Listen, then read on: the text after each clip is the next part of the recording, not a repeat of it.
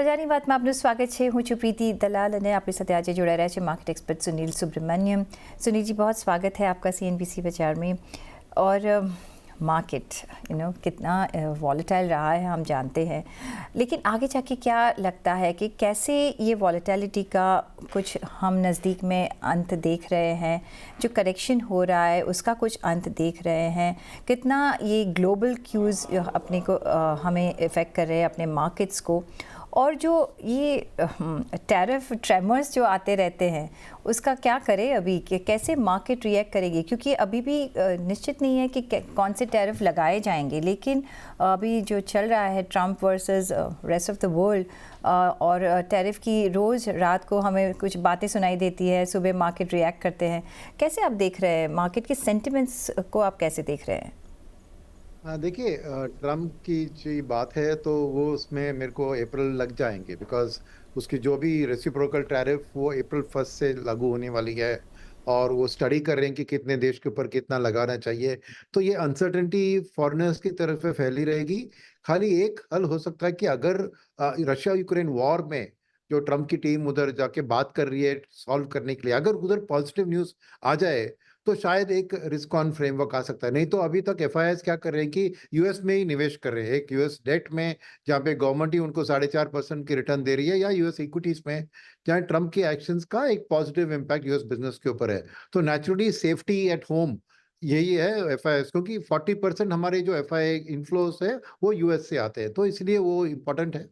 और वहाँ पे लगेगा मुझे अप्रैल महीने तक ये अनसर्टेनिटी रहेगी। और डोमेस्टिकली आप देखें तो ट्रिगर्स देखें तो देखिए, अभी ये सीजन जो हो गया अर्निंग्स का, मानते हैं कि क्वार्टर ऑन क्वार्टर थोड़ी अर्निंग्स बेटर थी, बट मार्केट की उम्मीदें बहुत ज्यादा थी, इसके कंपैरिजन में डेफिनेटली डिसअपॉइंटमेंट रहा है, और करेक्शन भी उसके साथ हुआ है। तो we are close to the bottom, मैं कहूंगा in terms of broader market में करेक्शन बहुत हुआ है, तो we are closer to the bottom. But अभी भी डोमेस्टिक फंड मैनेजर्स करीबन 2 लाख करोड़ कैश रख के बैठे हुए हैं। इसका कारण क्या है कि जो भी कैश उनको इनफ्लोज आ रहे हैं वो लार्ज कैप्स खरीद रहे हैं जो एफआईएस बेच रहे हैं, तो इसलिए फॉल लार्ज कैप्स में कम रहा है, मिडिल स्मॉल कैप में, और थोड़ा बहुत मिडिल स्मॉल कैप में प्रॉफिट बुकिंग भी कर रहे हैं डोमेस्टिक डीआईएस। तो यहाँ पर जो करेक्शन हुआ है, अब बहुत से एक स्मॉल कैप और माइक्रो कैप में कहूंगा कि अभी बैरिश जोन में आ गए हैं, और मिड कैप अभी भी थोड़ा उससे ऊपर है। तो शायद बाइंग, स्टॉक स्पेसिफिक बाइंग मेरे ख्याल में धीरे धीरे शुरू करेंगे डीआईएस, मगर एक फ्रेश क्लैरिटी के लिए ये अर्निंग सीजन से ही वो अपना व्यू फॉर्म कर सकते हैं। तो अप्रैल अगेन मेरे ख्याल में ये फरवरी मार्च मंथ तक ये एक कंसोलिडेशन, थोड़ा करेक्शन मोड रहेगा, और अप्रैल से ही हमें एक क्लैरिटी दोनों तरफा, एक ट्रम्प और उसके एक्शंस के ऊपर, और डोमेस्टिकली भी अर्निंग्स की फोरकास्ट फॉर 25-26 जो भी अर्निंग सीजन से निकलेगा गाइडेंस, उसी से एक क्लियर कट डायरेक्शन मार्केट को बन सकता है। तब तक मेरे ख्याल में थोड़ी वॉलिटिलिटी का लेवल्स हाई ही रहेगा। सुनील जी, तो ऑफ कोर्स एक बाजू है ये टैरिफ, अभी एक बार लग जाए तो पता चले कि ये लग गया, लेकिन जो टर्मोइल में रख रहा है कि हाँ ये रखेंगे उसके ऊपर रखेंगे, सो वो एक बात है। दूसरी बात ये है कि यस, अभी जो हमारे फोर्थ क्वार्टर के नंबर्स आएंगे, गाइडेंस आगे जाके क्या आता है उसके ऊपर भी आप कह रहे हैं कि निर्भर होगा। तीसरी बात, जो रुपी में वॉलेटिलिटी है वो भी एक कंसर्न बन के जा रही है, और इसीलिए भी हम देख रहे हैं कि फॉरेन इन्वेस्टर्स वो भी देखेंगे कि कितना सेटल होता है रुपी। हैविंग सेड दैट, आप कैसे देख रहे हो मार्केट को, क्योंकि अभी जैसे वॉलेटिलिटी तो है लेकिन एक निवेश करने का भी हमें चांस मिल रहा है, और मिड कैप की आपने जो स्टोरी बताई कि काफ़ी कुछ करेक्शन आ गया है। बीच में तो हमने सुना था कि भी मिड कैप में अभी पैसा डालना भी चाहिए कि नहीं। आप क्या कहेंगे, कैसे अभी आगे बढ़ना चाहिए, कैसे अपनी इन्वेस्टमेंट स्ट्रैटेजी हमें बनानी चाहिए, और कौन से सेक्टर्स में आप पहले देखेंगे? तो उससे पहले मैं अपने करेंसी की बात उठाई, मैं उसके ऊपर मैं अपना व्यूज पेश करता हूँ। तो फर्स्ट थिंग इज कि रुपी वीक हो रही है, मगर वो डॉलर स्ट्रांग होने के कारण है, क्योंकि अभी भी रुपी को आप बाकी करेंसीज, इमर्जिंग मार्केट या यूरोपियन करेंसीज के साथ कंपेयर करें तो रुपी स्ट्रांग ही हुआ है। In fact real effective exchange rate जो RER है उसमें एक्चुअली इज अराउंड 106, यानी हमारी डिप्रिसिएशन उतनी नहीं हुई है जितने बाकी देश की हुई है। तो पहली बात है कि यस, एब्सोल्यूट डिप्रिसिएशन हमारे यहाँ पर हुई है तो नेचुरली थोड़ा इम्पैक्ट है, मगर फिर भी आरबीआई ने बहुत अच्छा काम किया है रुपी को एक बैलेंस मेंटेन करके मैनेज करने के लिए। तो ये ध्यान में रखना चाहिए कि डॉलर का स्ट्रेंथनिंग इम्पैक्ट कर रहा है, रुपी वीक नहीं हो रही है मोर देन अदर कंट्रीज, वो एक बात है। तो उस हिसाब से देखें तो एफआईआईज जिन्होंने सितंबर से आज तक बाहर गए हैं, तो यहाँ से फ्यूचर देखें तो ट्रम्प की टैरिफ की बात अगर सुनेंगे तो ट्रम्प ये टैरिफ को थ्रेट की तरह ही इस्तेमाल करेंगे और एक्चुअल इंप्लीमेंटेशन में उतना नहीं होगा, ये मेरा व्यू है। और नेगोशिएट करेंगे बेटर प्राइसेस, क्योंकि एक्चुअल टैरिफ लग गया तो यूएस में इन्फ्लेशन बढ़ सकती है, और वो इन्फ्लेशन बढ़ेगी तो नेचुरली इंटरेस्ट रेट्स भी कट नहीं हो सकते हैं, तो फिर डॉलर स्ट्रांग होगा। तो ये चीज़ मिस्टर ट्रम्प को पसंद नहीं होगा, because US make America great again में यूएस को वापस एक्सपोर्ट करना होगा, तो नेचुरली उनको एक वीकर डॉलर ही चाहिए, और इसीलिए उन्होंने इंटरेस्ट रेट कट की भी मांग की है पवेल से, राइट। तो अगर वो होना है तो ये टैरिफ पूरा इंप्लीमेंट नहीं हो सकता है, क्योंकि लोकल इन्फ्लेशन बढ़ गई तो डेफिनेटली पवेल रेट कट की ओर नहीं बढ़ सकते। तो मेरा व्यू क्या है कि ये सब डस्ट सेटल होने के बाद एक्चुअली डॉलर थोड़ी वीकन होगी, तो स्टोरी मेरा है कि तब एक्चुअली एफआईएस वापसी की भी इंडिया में, क्योंकि अभी भी हम फास्टेस्ट ग्रोइंग देश है वर्ल्ड में, 6.5% की ग्रोथ रेट जो है, चाइना का 4 है और यूएस का 2 है। तो मेरे ख्याल में ये डॉलर का स्ट्रेंथनिंग स्टोरी बस और कुछ 1 महीने के लिए ही चलेगी, उसके बाद एक स्टेबल थोड़ी वीकनिंग डॉलर, तो रुपये के ऊपर उतना असर नहीं आएगा और एफआईएस भी वापस आ सकते हैं जैसे ही वो क्लैरिटी आ जाए। ये एक पहली बात मैं आपसे बता रहा हूँ, इसलिए मैंने अप्रैल का टाइम आपको बताया। सेकंड, आपने कहा कि अभी क्या निवेश का वक्त है, तो मैं कहूँगा कि क्लियरली आपको direct mid and small cap stocks में अभी निवेश नहीं करना है कोई भी निवेशक को, क्योंकि हर स्टॉक का एक अर्निंग्स फोरकास्ट से उसकी करेक्शन हुई है, और कितना होगा ये इंडिविजुअली जानना बहुत मुश्किल है। फंड मैनेजर्स को एक आइडिया है, क्योंकि वो प्रोजेक्शन करते हैं और डिस्कस करते हैं कंपनी से। तो मेरे ख्याल में ये सही मौका है कि आप डायरेक्ट स्टॉक से आप mutual fund, mid cap small cap fund में निवेश करें, मल्टी कैप फंड में निवेश करें। और इसका कारण मैं क्या बता रहा हूँ कि ऑलरेडी जैसे मैंने कहा 2 लाख करोड़ का कैश पड़ा है म्यूचुअल फंड, और वही मिड एंड स्मॉल कैप को प्रॉफिट बुक कर रहे थे, मगर वापसी भी उन्हीं को करना है खरीदने में, और सही स्टॉक वही जानते हैं कि कौन से स्टॉक में करेक्शन एडिकेटली हुआ है कि फ्यूचर अर्निंग्स का जो भी आज डाउन ट्रेंड के बाद जो है उस स्टॉक को रीजनेबल वैल्यूएशन में जाके खरीद सकते हैं। तो मेरे ख्याल में अभी मिड एंड स्मॉल कैप में आप अपना एलोकेशन बढ़ा सकते हैं। सेकेंड, आप SIP STP रूट यूज कीजिए, क्योंकि ये वॉल्टिलिटी कुछ दिन के लिए जारी रहेगा, तो धीरे धीरे खरीदना ही बेटर होगा। आपका SIP ऑलरेडी चल रहा है तो थोड़ा टॉपअप 3-6 महीने के लिए थोड़ा टॉपअप इंस्टॉलमेंट को कर सकते हैं, और अगर लमसम भी डालना चाह रहे हैं mid and small cap multi cap fund में, थोड़ा स्टैगर करके दीजिए, क्योंकि अगर आप फंड मैनेजर की हाथ मजबूत करेंगे ना, तो सही वक्त में ये सब स्टॉक खरीदने के लिए उनके पास भी फायर पावर होगा। तो इन्वेस्टमेंट स्ट्रेटेजी होगी कि करेक्शन ज़्यादा मिड एंड स्मॉल कैप में हुआ है, अभी एंटर करने का वक्त नज़दीक आ रहा है, मगर वो फंड हाउसेस के थ्रू कीजिए, और multi cap, mid cap, small cap ऐसे में आप स्टैगर्ड तरीके से कीजिए। और सेक्टर की बात कही तो सेक्टर में क्या है कि देखिए साफ क्या है कि एक तो आईटी का पॉजिटिव है, उसके 2-3 कारण हैं। एक, जैसे आपने कहा, रुपी डिप्रिसिएशन आईटी के लिए फेवरेबल है, वो एक बात है। सेकंड, अमेरिका में जो भी बिजनेसेस ग्रो कर रहे हैं तो आईटी का बिजनेस भी बढ़ेंगे, और ये एआई का, मैं समझता हूँ कि mid cap small cap IT companies में भी उनको एआई कंसल्टिंग में बहुत बड़ा उनको ऑर्डर्स और ये मिलेगा, तो आईटी का फ्यूचर में अच्छा एक पॉजिटिव आउटलुक रख रहा हूँ इन कारणों के। सेकंड जो सेक्टर अच्छा लग रहा है वो है बैंकिंग और फाइनेंशियल सर्विसेज, और ये मैं खाली लेंडिंग साइड की नहीं बात कर रहा हूँ, सेविंग्स का भी है बैंकिंग साइड में। तो यहाँ पर क्या है कि आप देख रहे हैं SIP बुक अभी भी स्ट्रांग है, 26,000 करोड़ पे है, तो ये पैसा बैंक्स और डिस्ट्रीब्यूटर्स के थ्रू आता है, ब्रोकिंग हाउसेस, वेल्थ मैनेजमेंट के पास आता है, तो उनको भी ये फी बेस्ड इनकम बढ़ सकती है। एट द सेम टाइम जो 1 लाख करोड़ बजट में टैक्स के थ्रू गिव अवे किया है, थोड़ा सेविंग्स में जाएगा, थोड़ा कंजम्पशन में जाएगा, तो सेविंग्स का जो भी रूटिंग होगा वो अल्टीमेटली थ्रू डिस्ट्रीब्यूशन बैंक्स और इनके थ्रू ही होगा। सेकंड, कंजम्पशन में भी आप इसका, मैं ज़रा कंज्यूमर डिस्क्रिशनरी की बूस्ट देख रहा हूँ, तो कंज्यूमर डिस्क्रिशनरी में ultimately EMI based lending NBFCs और बैंक्स को ही करना है, तो मेरे लिए आउटलुक बीएफएसआई का बहुत पॉजिटिव दिख रहा है। और उसके बाद कंज्यूमर डिस्क्रिप्शन, जैसे मैंने कहा, ये बजट वाली बूस्ट अल्टीमेटली इस समर से, जहाँ पे रेफ्रिजरेटर, एयर कंडीशनर और कूलर्स, इनकी सेल्स बढ़ती है, तो समर से ये शुरू होगी।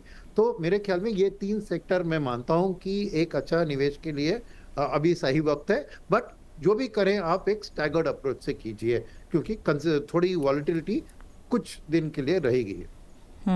ઓકે, તો એક સ્ટેગર્ડ અપ્રોચ રાખવાનું છે. વોલેટિલિટી હમણાં રહી શકે છે, જે આપણે માર્કેટમાં જોયું છે, અને પ્રિફર્ડ છે કે તમે એક ફંડ હાઉસ થ્રુ રોકાણ કરો. જે લોકો એક ગોજ રાખતા હોય છે કે કઈ રીતના નિવેશ કરવું જો આપણને અહીંયા અત્યારના માર્કેટમાં જો ખબરામણ થતી હોય. પણ જે સેક્ટર્સ આઈટી અને બેન્કિંગ એન્ડ ફિનાન્સ અને કન્ઝ્યુમર ડિસ્ક્રિશનરીમાં આપણે એક રોકાણ ત્યાંના કરી શકીએ છીએ, પણ બાય એન્ડ ડિપ્સની રણનીતિથી ધીરે ધીરે આપણે માર્કેટમાં અત્याना एंट्री करी શકીએ છીએ. तो सुब्रमण्यम जी, दूसरा जो मैं आपको पूछना चाहूँगी, हम डिफेंस स्टॉक्स में काफ़ी अभी अप मूव देख रहे हैं. वैल्यूएशन हमें पता है, अपार्ट फ्रॉम वैल्यूएशन आप कोई देखेंगे चांस यहाँ एंट्री लेने के लिए कि वैल्यूएशन अभी भी महंगे हैं? मेरे ख्याल में अभी भी महंगे हैं। और सेकेंड चीज़ है कि डिफेंस की ओवरऑल में सिचुएशन में क्या है कि अभी अमेरिका से इंडिया को डिफेंस इक्विपमेंट खरीदना होगा, तो जो भी बजटरी अलग है वो शायद इंपोर्ट्स फ्रॉम अमेरिका के साथ जाएगा। तो डोमेस्टिकली जितना वो ऑर्डर्स अभी दे पाएंगे ये थोड़ी डाउट है। तो वो अपनी जो अमेरिका के साथ जो नेगोशिएशन हो रही है, हम उनसे तेल खरीदेंगे, उनसे डिफेंस इक्विपमेंट खरीदेंगे, उसके ऊपर डिपेंड होगा कि कितना पैसा उनको डोमेस्टिक डिफेंस को सपोर्ट करने के लिए इस साल रहेगा। तो इसलिए मेरा अनसर्टन, अभी भी आउटलुक अनसर्टन है। थोड़ी बाउंस बैक हो रही है क्योंकि करेक्शन बहुत हुआ है, बट फिर भी मैं समझता हूं कि अंटिल हम वो यूएस का गठबंधन में क्लैरिटी हम देख पाएंगे, तभी एक डिफेंस के ऊपर मैं कॉल लेना चाहूंगा, अभी तो नहीं। सुनील जी, आपने बैंकिंग और फाइनेंशियल की बात की. अभी प्राइवेट बैंक्स में हमने बहुत सारा अप मूव देखा है. पीएसयू बैंक्स भी अभी आज अगर देखें तो अच्छा परफॉर्मेंस दे रही है.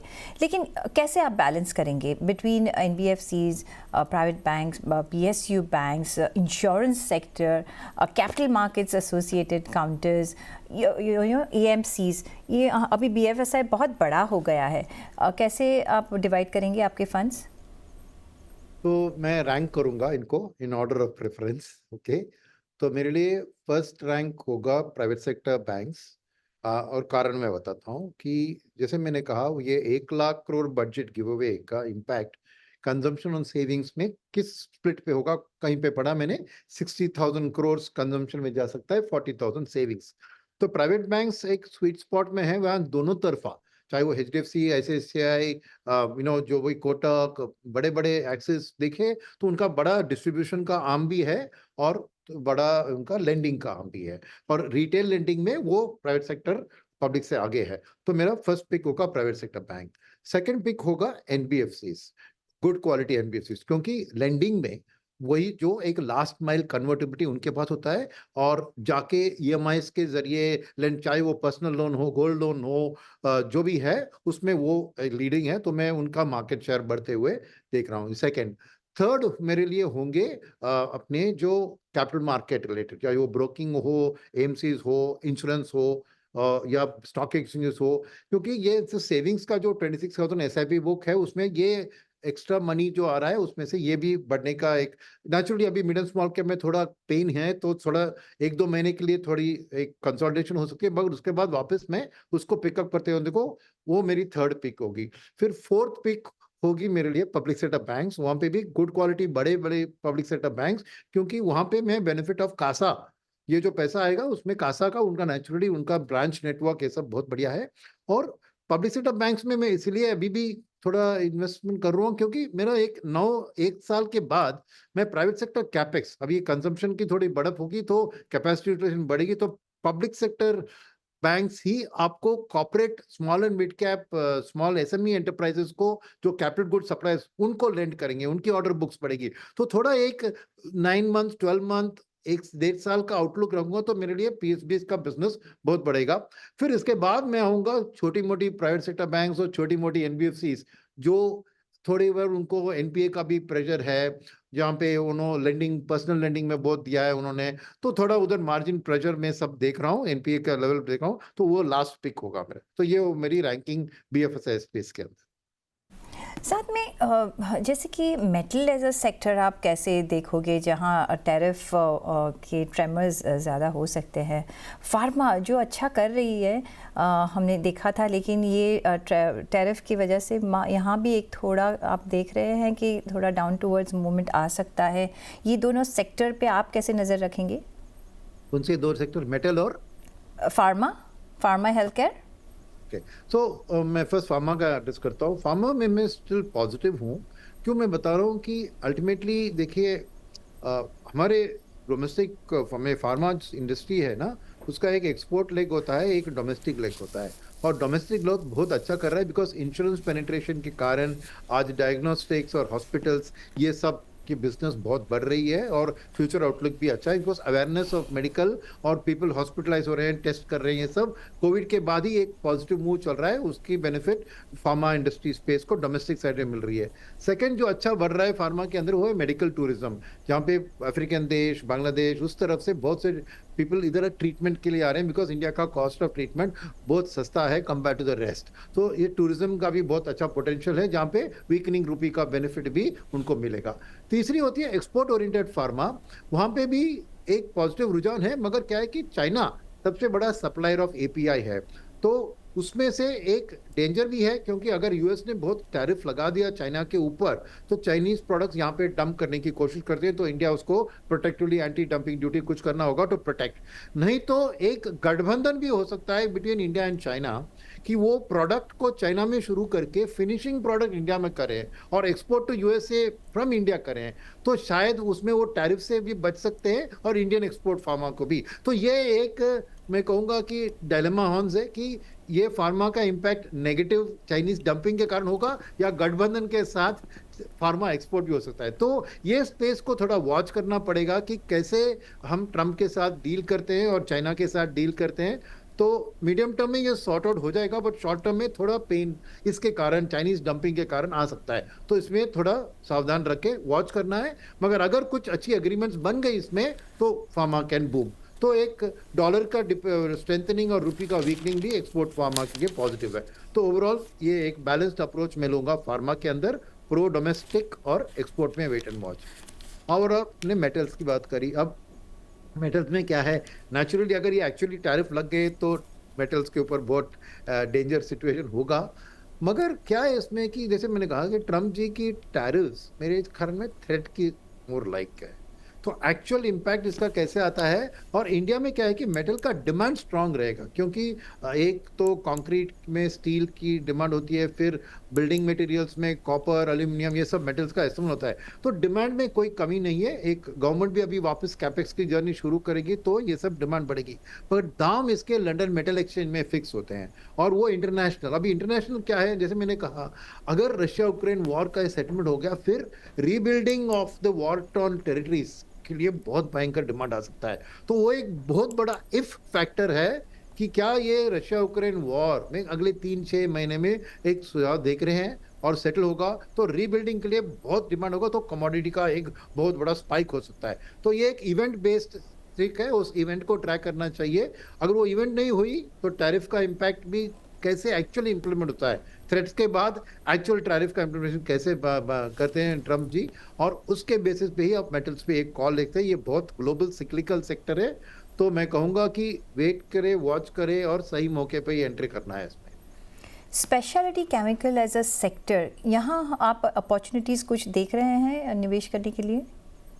China is the biggest threat यहाँ पर, तो चाइनीज एक्शन, ये इंडिया को अभी मैं कहूँगा कि यूएस को डील करना एक बात है, मगर चाइना के साथ भी हमें बहुत समझदारी से अच्छा डील करना होगा बिकॉज ये अपॉर्चुनिटी भी बन सकती है हमें। देखिए ऑलरेडी गवर्नमेंट इसकी ओर मूव कर रही है, गलवान में जो हुआ बॉर्डर में उसमें अभी एक अंडरस्टैंडिंग आया है। सेकंड अभी देखा आपने मानसरोवर और वो वाला टूरिज्म का भी, ये भी हम इम्प्रूव कर रहे हैं। तो धीरे धीरे थोड़ा सुधार हो रहा है उस रिलेशनशिप में, मगर उसको अच्छी तरह से हम मैनेज करेंगे तो डेफिनेटली हम फायदा उठा सकते हैं एक गठबंधन के साथ, बट इट्स नॉट ईजी क्योंकि अभी तो झगड़ा भी हुआ था और चाइना के साथ, मगर अगर वो नहीं हुआ, अगेन सेटल नहीं हुआ, तो चाइना स्ट्रांगली बाकी देशों में डंप करेंगी, जिसका इम्पैक्ट इंडिया को भी ऊपर पड़ेगा, क्योंकि वो स्पेशलिटी केमिकल्स कहीं और, इंडिया में हमने एंटी डंपिंग लगा दिया समझो, मगर कहीं और भी हम एक्सपोर्ट नहीं कर सकते हैं। तो ये चाइना इज द बिगेस्ट, कैसे वो एक कॉर्नर टाइगर